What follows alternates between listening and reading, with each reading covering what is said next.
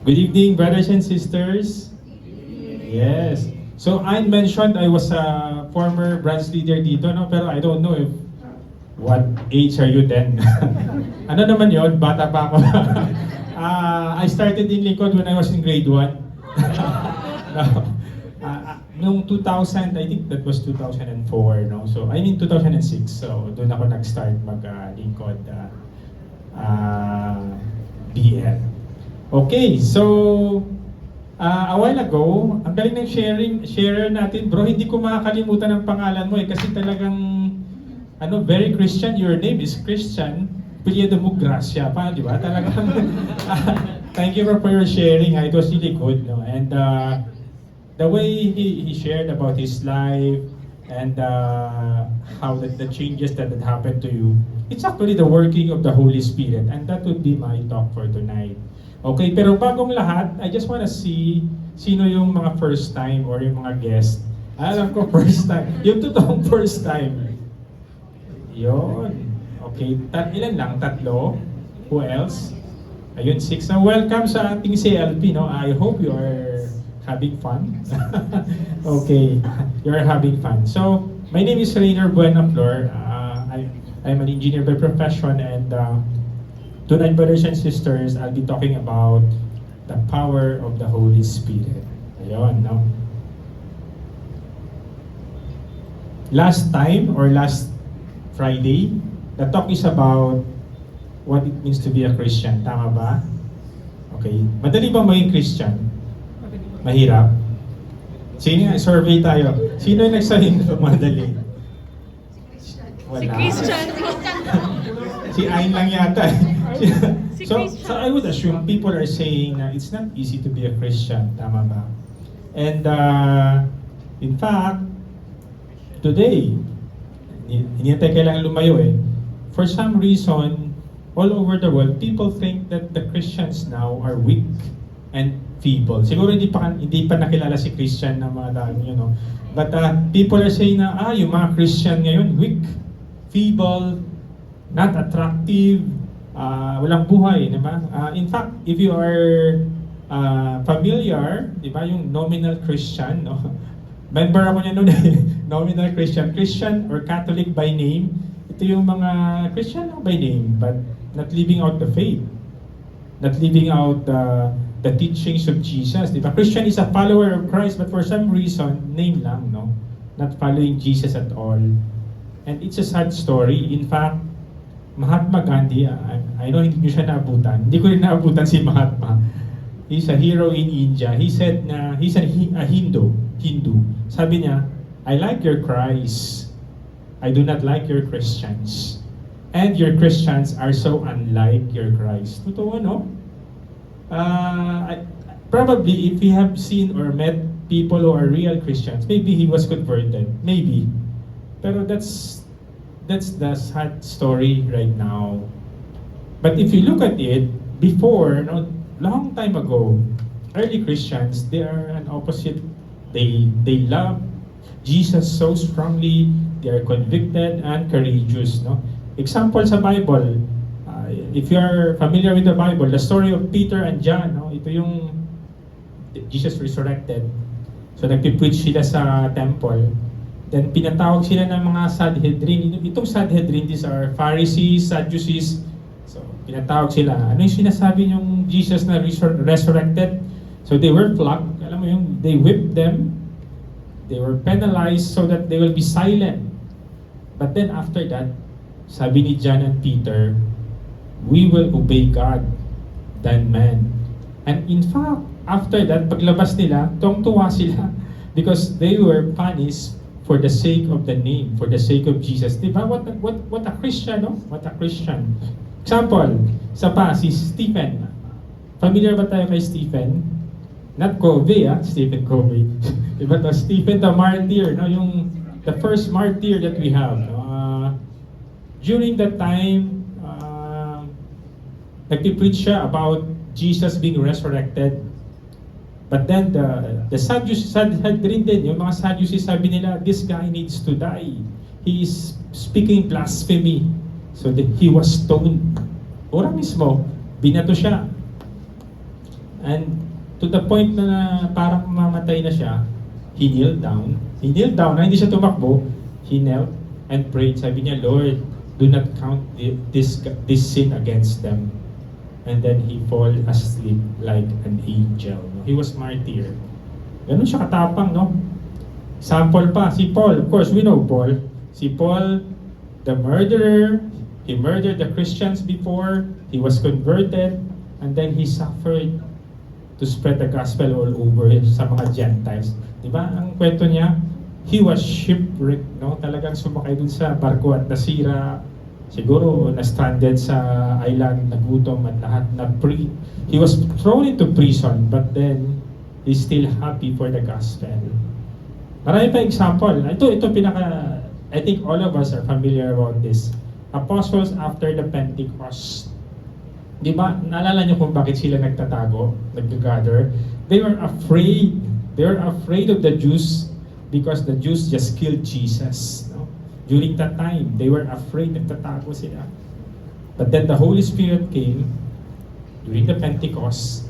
And lo, what Peter did, he went out in the morning, 9 a.m. There was a festivities that time.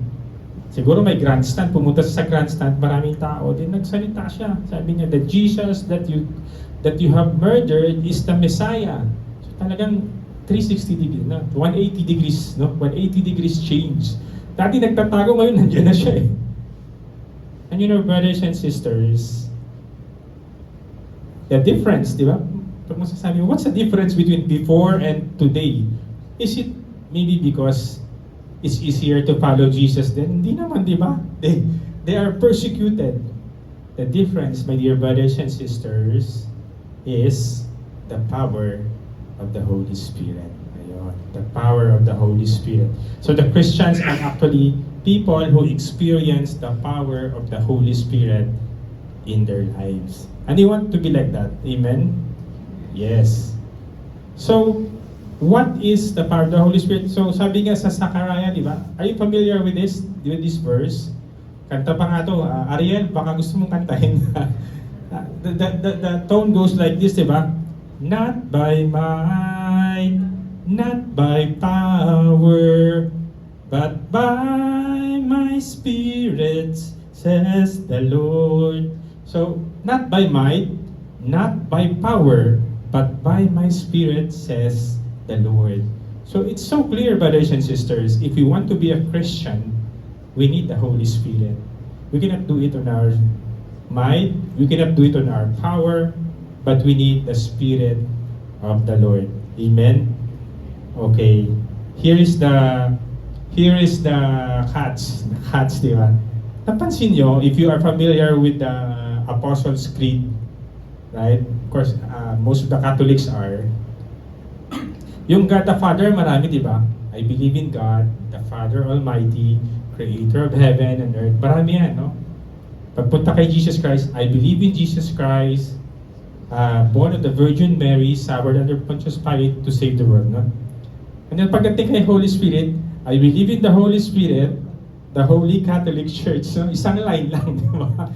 So, for some reason, brothers and sisters, probably because it's difficult to explain, no? Or it's complex to understand. The Holy Spirit, in a way, is the most not really known, not well known in the Trinity.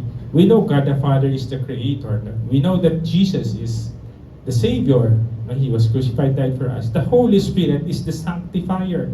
But, you know, not everyone is aware of that. No? So tonight, my prayer, my dear brothers and sisters, is we get to know the Holy Spirit and we desire that the Holy Spirit will be with us. Amen? Okay. So let's start first with the common images or notion about the Holy Spirit. Common notions. Ito yung mga, pag sinabi mong Holy Spirit, ano yung unang naisip, di ba? Holy Spirit, okay. Una, wala pa pala, yan. Holy Spirit, brother, kwan yan, dove, di ba? Yung white dove, di ba? And I think the reason for this really is because in the imagery of the Bible, during the baptism of Jesus, remember that? No? Sabi doon sa, when Jesus was baptized in Jordan, the heaven opened, And then God the Father, this is my Son whom I am well pleased. And then after that, a dove or the Holy Spirit went to the shoulder of Jesus and overshadowed him. So most likely, dahil nandun siya, people think na, okay, the Holy Spirit is the dove, no? And it signifies peace, purity, renewal in our life. Tama naman yon, di ba? Tama naman yon. That is the Holy Spirit. But it's not the entirety. No? Kumbaga, portion lang yon. No? Portion lang yon. Ano pa? Diba? Holy Spirit, ano yun, bro? Gentle wind, gentle breeze. Hindi typhoon, ha? Ano yung gentle? So, why it's that? No? Why it's gentle wind? No? In Acts 2 verse 2, if you are familiar about that, babasahin ko na lang. During the Pentecost, ito yung what I talked about a while ago when yung sinabi ko na after the Pentecost si Peter nag-preach. But during the pray over, when they were praying, asking for the Holy Spirit, suddenly, sabi sa Acts 2 verse 2, suddenly, there came from a heaven a noise, a violent rushing wind. So hindi siya gentle, rushing na siya, di ba? Violent pa. And it filled the whole house where they were sitting. And this signifies the powerful arrival of the Holy Spirit. True enough, the brothers and sisters, when can capture what the Holy Spirit is. Why? Because you cannot see the wind. Like the Holy Spirit, you cannot see the Holy Spirit. But you know it is powerful. It can move things. Yeah, it can displace things. It is a force it is a force that can move one thing to another. It can make things happen. So there is power, but we could not see it. So tama din naman yun, no? That's another image of the Holy Spirit. But tonight, we want to know kahit paano, what is the Holy Spirit? That's just a partial or a portion of what is the Holy Spirit. Are you still with me? Okay. So, bro, okay, nakuha ko ng sinabi mo, bro. You said that the Holy Spirit is the white dove, the Holy Spirit is the breeze. So ano si Holy Spirit? Can you ask me? Why, bro? Sino si Holy Spirit? No, tanungin niyo ako, brothers. Sino si Holy Spirit? Okay. The Holy Spirit, brothers and sisters, is no other than God Himself. Amen? He is the third person in the Holy Trinity, and He is God Himself. God the Father, God the Son, God the Holy Spirit. And if you go back, I was talking about the Apostles' Creed a while ago, di ba? Now I will share with you the Nicene Creed. I think we're familiar with that. Bago-bago na to eh. And I will just read it. Sabi sa Nicene Creed that we pray during the Mass. I believe in the Holy Spirit, the Lord. What is He? The Lord, no? God. The Lord, the giver of life. Why is the Holy Spirit the giver of life?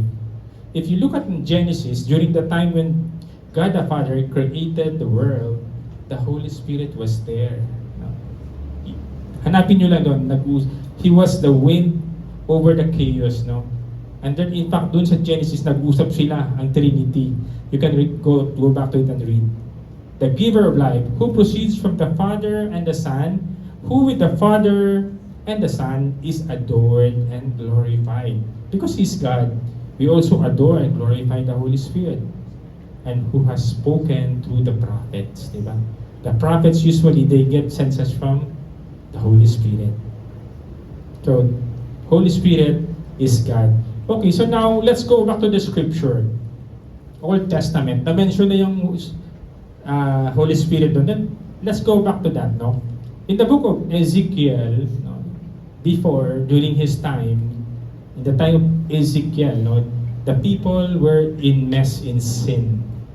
And they were living a spiritual lifelessness life. Familiar? Familiar ba yung ganon? That sounds like now, no? And like many Christians today, parang ganun, probably worse, or pwedeng worse ngayon. And during that time, remember the Lord, God the Father had done many things. Diba? During the time of Noah, He wiped out the earth, and hoping from Noah will come the righteous people, pero hindi pa rin righteous. So sabi ni God the Father, I have a plan, no? And this is what God the Father said. This is written on Ezekiel 36:26. Can you read, brothers and sisters? Moreover, I will give you a new heart and put a new spirit within you. And I will remove the heart of stone from your flesh, and I will give you a heart of flesh. I will give you a new heart, bagong puso, no? And put a new spirit, bagong spirito.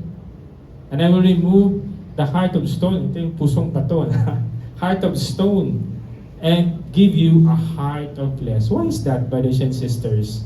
What is this all about? Ano ba ibig sabihin nito? God the Father, because the people that time, when you say heart of stone, it's a heart na, kumbaga, God loves them, but they don't return the love. Walang pake, di ba? Who cares? No God in their life. So that's the heart of stone. And God the Father wants to change it, the heart of stone, and make it a heart of flesh. And He wants to give them also a new spirit. Why? So that they will love the things that God loves, and they will hate the things that God hates. No? Para maging align yung puso nila. Remember, because of the fall, right? I think you talk about it on talk number 1. No? Because of Adam sinning, and people got a fall, so nag-iba yung, hindi na nag-align yung puso ng tao kay God the Father. And that is His promise. No? During the time of Ezekiel, I will give you a new heart and put a new spirit within you. In fact, if you go to the next verse, sabi niya, and ito yung poster, and I will put my spirit in you, so that you will follow my decrees and be careful to obey my regulations. Sa iba, so that my law will be in your heart. Isn't it a good promise, brothers and sisters? Gusto niyo yan? Yes? Definitely, right?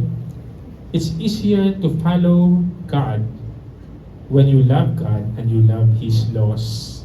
When you love God and you love His plans. Mas madali di ba?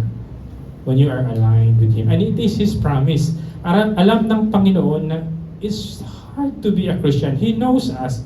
He knows that. And because God's love, di ba? Talk number 1, God's love. Because He loves us, not only He sent Jesus, who died for us, He also sent the Holy Spirit so that our heart will be a heart of flesh. So that His laws will be in our heart. Amen? Okay. So, malapit na tayo, brothers and sisters. Konti na lang, no? Konti na lang. This is a long verse, but this is still in Ezekiel, no? Allow me to probably summarize it or go through it. We don't need to read it, no? Kasi long reading. But the story of this is very, hindi lang siya instructional, but it's really inspiring. But there is hope in it. So, ang context dito is si Ezekiel.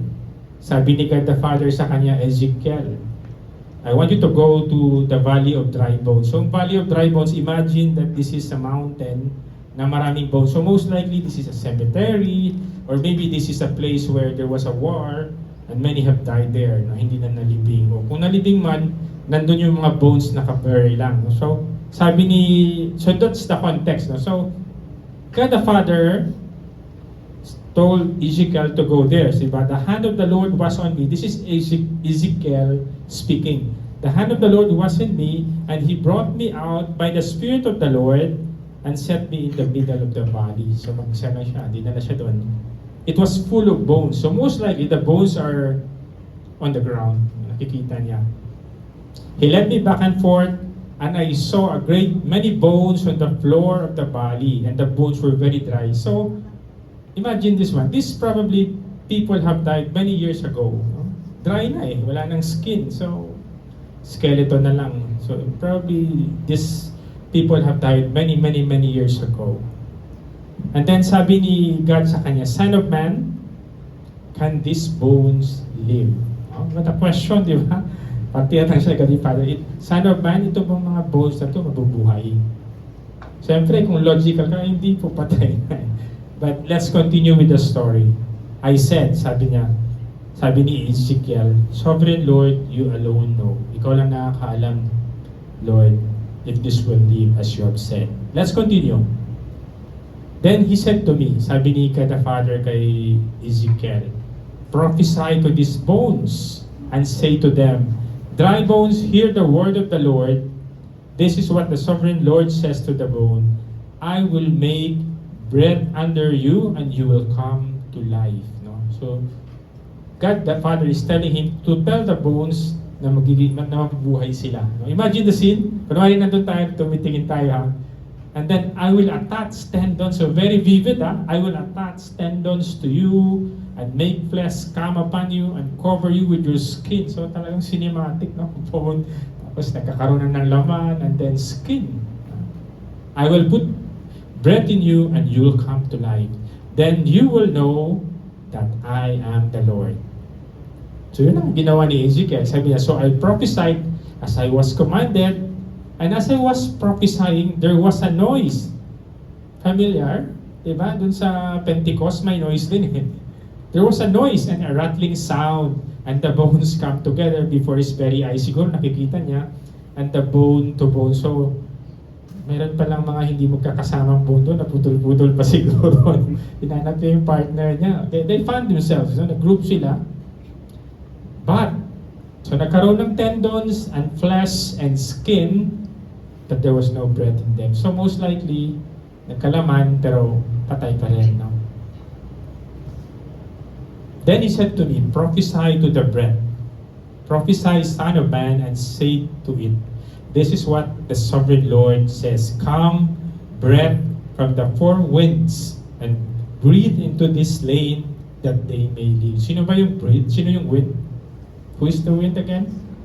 The Holy Spirit, right? The Holy Spirit. So I prophesied as he commanded me, and breath entered them. They came to life, stood up on their feet, and a vast army. Hindi ko na mabasahan yung end, no? Doon na lang tayo. So, in short, that's what happened. Sige, basahin natin nandiyan na rin. Then he said to me, son of man, these bones are the people of Israel. They say, sabi ng Israel, our bones are dried up and our hope is gone. We are cut off. Dry bones can mean many things, right? Dry bones could mean death, or it could mean problems na wala ng pag-asa, or dry bones could mean hopelessness. Tapos na eh. End of life, di ba? Kung may end of sharing, end of life. Yeah. Therefore, prophesy to them. This is what the sovereign Lord says, my people, I am going to open your graves and bring you up from them. I will bring you back to the land of Israel.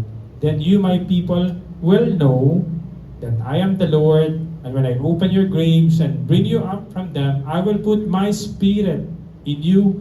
You will live, and I will settle you in your own land. Then you will know that I, the Lord, have spoken, I have done, declares the Lord. Amen? Ibang klase si Lord, ano? There's no such thing as dry bone for God. He can make a dry bone alive, turn into life. So, we can learn a lot of this, no? First, it's a good encouragement for us if you see yourself in a situation where you're hopeless, where you think, tapos na, or sayang, Lord, huli na, no? You know yung mga term eh, huli na, ngayon ko lang nalaman, sorry Lord, sayang, sana nung muna, meron pang pag-asa. No? Sabi sa Lawigan, di ba, kung may buhay, may pag-asa. But this one nga patay na may pag-asa pa. Kung may dry bone, may pag-asa. So, with the Lord, there is hope, brothers and sisters. And in the context of our discussion about the Holy Spirit, in the context of our discussion about the power of the Holy Spirit, have you ever wondered why there are some people who knows the Bible inside out?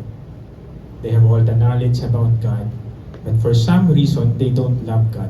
Meron ganun, di ba? Atheist pa nga yung iba eh. I know the Bible and I am an atheist. Most likely, brothers and sisters, they have the head knowledge, they have the skin, but they don't have the Holy Spirit, the Bread of God. So that's why, as a Christian, it's not enough that we know the Bible, we need the Holy Spirit. Amen? Gusto niyo yung Holy Spirit? Yes. Siyempre. So we'll continue, brothers and sisters.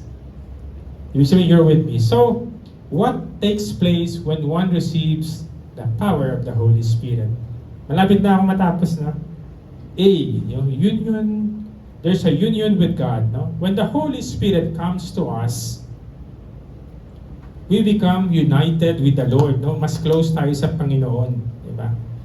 We become united to the Lord. I'd like to share my experience. I had my CLP a long time ago, no? When I was in college. And then, during the baptism, siyempre, I received the Holy Spirit. I prayed for it.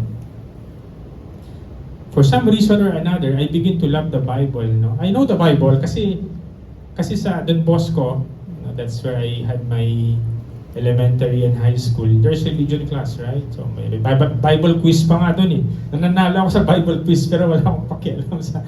I don't have the relationship with God, but I have the head knowledge. So I know the commandments, everything. But after the baptism in the Holy Spirit, brothers and sisters, I was reading in my room, college na ako. Hindi ko maintindihan, naiiyak ako. I was reading the story about, kung naalala ko about the gospel, no? Lalo na yung sa crucifixion of Jesus. Parang that night, sabi ko, hindi ko maintindihan. It seems that the word of the Lord that time is alive. No? The Lord is talking to me directly. I understand that He loves me. Hindi ko lang maintindihan paano. That's the power of the Holy Spirit there. There is union with God. We become closer to the Lord. No? There's a grace that, God is not anymore just an idea for us, but it's real. Amen. So, if hindi mo pa na-experience yun, we will pray that the Holy Spirit will come to us so that Jesus will become real to us. The Bible will become real to us. So I begin to love reading the Bible. What else? Engineering ako, so mahilig ako mag-bilyar. Malapit kami sa bilyaran eh. Pero nag-aaral ako ng maayos, but I love to play billiards. But then during that time, I long to go to the mass. Daily, daily. So, kasi gusto kong, may group nun eh na it was a community, so I joined with them and I love attending the mass, no? I begin to love the mass. So, ibig sabihin nun, mapabawasan na yung billiard time ko, but I don't mind. So, hindi ko ma-explain yun, what happened, no? It's still the Lord working in my life. It's still the Holy Spirit. And I begin to see prayers being answered. That time, no? Simple prayers na the Lord answered it before my very eyes, no? Ito yung mga faith building experience. So, papunta ako sa class ko noon, I'm getting late, walang water sa faucet, no? Nagdo-dorm lang ako eh. So, marami kami doon, mga boys. So, walang faucet sa water, sabi ko, Lord, please, I need water, malilate na ako. It's already 15 minutes, maglalakad pa ako. And then out of nowhere, brothers and sisters, the water flow. Kasi nakabukas yan, walang tubig, Lord, please. And then, wow. So, we experience those kind of things, no? Prayers being answered, hearing the word, very personal. So that's the Holy Spirit working in our life, no? And I pray it will happen to you. So that's what will happen to you when you receive the Holy Spirit. You become closer to the Lord and you experience these things. And through the Holy Spirit, we can receive God's counsel. Sometimes we can hear His voice. Ito yung gift of prophecy. I think to be taken on another talk. No, hindi na sa ngayon. And then there's also the gift of tongues that they will be discussed in another talk. So just to share about the gift of tongues, I have an experience before. I was in Lingkod then, no? Part of Lingkod. Nung nagpipray kami kasi sa Lingkod before the activity, you pray, di ba? Yung mga servants, you pray for the activity. So nag-worship kami. Then, I had the gift of tongues then. So nagpipray kami doon without me minding. And then after that, sabi ng kasama ko na sister, sabi niya, bro, she was working with DFA, so alam niya yung mga language daw. Sabi niya, alam mo ba na when you're praying, you were saying na, Jesus is Lord in Persian. Huh? So, naano ako sabi, wow. Sabi ko, Lord, it's real pala. I thought it's nothing, akala ko, but the Holy Spirit works in a mysterious way. And until now, He's still working. We just need to believe. We just need to give a room for Him. Okay? So, if wala kang experience yan, we pray that the Lord in the future will open your heart for the Holy Spirit to come. So, union with God, that's one. Second, a new nature and a spiritual power. Actually, I talk about this kanina na, yung mga nangyari. Another power that hindi lang, when you say new nature, it's transformation. Transformational. Talagang pagbabagong hindi mo maintindihan. Ano yun? Yung before that, marami ka ng beses nagbago, gusto mong bumait, pero di mo magawa. It's really, totoo talaga yan. But then when the Holy Spirit comes, things change that you cannot understand. I have a friend sa Ligaya, he was sharing, married na tong guy na to, he's a husband. Sabi niya, alam mo, nung after the baptism in the Holy Spirit, most of my friends, they are into extramarital affair. Alam mo, yung adultery, no? Ganun yung mga friends niya. So siya, may issue siyang ganun. Sabi niya, for some reason, I am convicted to change all my friends. Lahat daw ng friend niya, pinalitan niya, no? Lahat daw ng friend niya. As in, wala na. Bago na lahat sa Ligaya na. But it was God, Holy Spirit moving in him. Hindi yun kaya kung personal lang, di ba? You will miss them, definitely. Pero he has the courage to change his friends kasi talagang bad influence na yung paligid niya eh. So yun nangyari sa kanya. I have another friend. Siya naman mahilig sa swear, alam mo yung expression only. Yung mga expression after salita. Alam niyo na yun, di ba? And then sabi niya, para sa akin wala namang masama eh kasi nag-expression ko lang yan eh. But then after the pray over, he was convicted and he changed. It's been a while, sabi niya, bro, sa awa ng Panginoon, by the grace of God, by the Holy Spirit, I'm not doing it anymore. So, you could experience that with the power of the Holy Spirit, di ba? Amen? So, the Lord is good and the Holy Spirit is really a life-changing gift to us. A life-changing gift to us. So, we pray for the Holy Spirit. Third, when you receive the Holy Spirit, you get the power to serve. Power to serve. Okay, you're aware that some of the brothers and sisters here are serving, tama ba? Most of them probably, if they are not here, Friday ngayon, di ba? So, probably gala-gala, pwedeng night out, night life, di ba? But then, when you experience the Holy Spirit, there's something in it that makes you love God and love to serve God. And in the process, love to serve His people. Amen? That's why if you ask them, wala namang bayad to eh. I'm giving a talk, wala namang bayad to. I could have done something else, no? But really, ganun nga sa kanta, di ba? That's how it is with God's love. Once you've experienced it, you want to pass it on. You want to pass it on. It's a joy in your heart to pass it on. That's why when you have the Holy Spirit with you, there's power to serve. Kahit na kung minsan, diba, it's not easy to serve, right? Sometimes pagod ka na. Si brother, di ba? Gusto matulog. Si CJ ba kanina? Diba? Kasi panggabi, nandito pa rin, nag-worship pa. So, there are many things you can do for God when you have the Holy Spirit with you. And you will be amazed if you allow the Holy Spirit to change you. Ayun, brothers and sisters, konti na lang, no? Few slides. Conclusion. Can you read it? We cannot live the Christian life by our own strength. Amen. So if you think that being a Christian is willpower lang, ano lang to, decision, I will be holy, I will turn my back on sin. That's not enough. That's a good start, but not enough. We need the Holy Spirit. We need the grace. Grasya yan eh. Siyempre, we need to cooperate with the grace then, di ba? We need to ask for the grace and cooperate. Second, we need a new life that comes from the Holy Spirit. Alam niyo ba, brothers and sisters, that I was talking about the early Christians then, no? I was reading their story, na curious lang kung ano yung mga nangyayari sa kanila. There was one, kasi noon, if you are a Christian, you are fed to the lion. On the Colosseum, di ba? So there was one, sabi ng isang saint doon, I will be fed to the lion, sabi niya, then let the lion be filled by my meat. No? But as for me, I will spend my eternity with Jesus. Talagang hindi siya natatakot, no? For some reason, the people who are watching there, nung una tuwa sila kasi, kain ng lion, patay, di ba? But then they begin to wonder, who are these people? They are willing to die for their faith. They're willing to die for their belief. And they become curious and they want to be a part of the group. Kasi nakita nila yung mga Christian, they love each other so much. No? Lagi silang nagkikita. And they are not afraid to die. And at 325 AD, yung emperor was converted to Christianity. That's Emperor Constantinople. And Christianity became the official religion of the Roman Empire. So that's how powerful is the witnessing of the living in the life of the Holy Spirit. So we need a new life that comes with the Holy Spirit, di ba?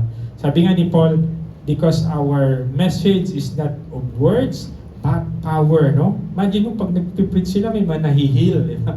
People getting healed and everything. There's a lot of power. And until now, God uses it. No? Some people are given that gift. Number 3, we need to pray for the greater release of the Holy Spirit. So sabi ko nga, itong Christian Life Program, at the end of it, or second to the last part, there will be a pray over session where you will ask the Lord and the Holy Spirit to come to you. So, pray for that, no? Pray for that grace. Even now, kahit ngayon pa lang, on your prayer time, daily, when you pray, sabi mo, Jesus, Lord, sana i-prepare mo ako para when that pray over session come, I'm open for the Holy Spirit, no? I welcome the Holy Spirit. I have a story to share, no? And then after this, we'll have a prayer na, and then tapos na ako. So one time, in a group of a large crowd, no, there was an orator. He was the best orator, no, and he was asked. Sabi sa kanya, sa best orator, why don't you recite Psalm 23? Alam niyo yung Psalm 23, if you are familiar, the Good Shepherd ito. Jesus is a good shepherd. No? So, best orator siya. So, punta sa harap with the Bible.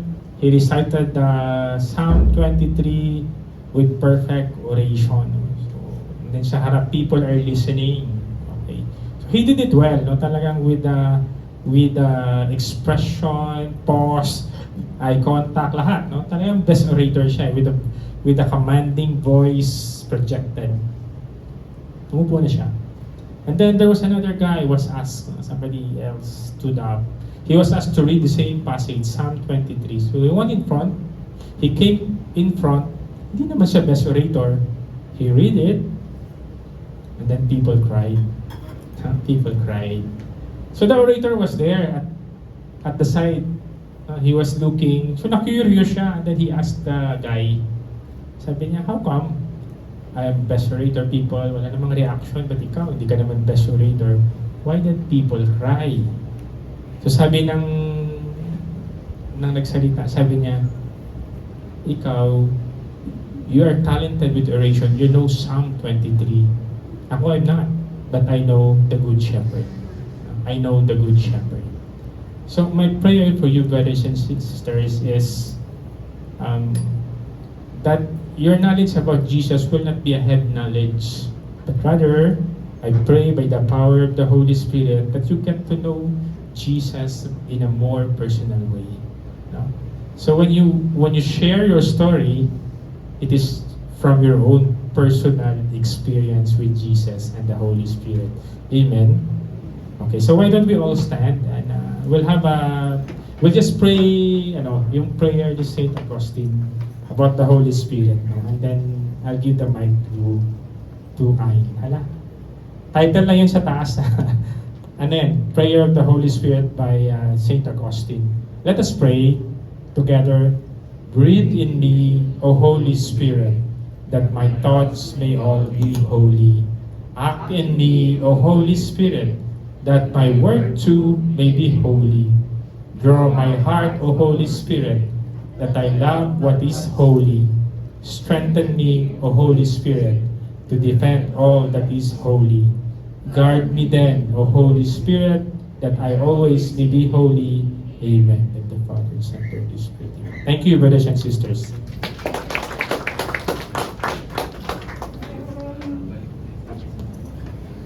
Thank you, Bro Raynor, for that, for sharing your insights sa talk natin. And Ayun, palakpakan natin si Bro Raynor for sharing. Oh, maganda din yung prayer sa huli eh. Oh, ma-search nga, ma-save nga mamaya sa YouTube. And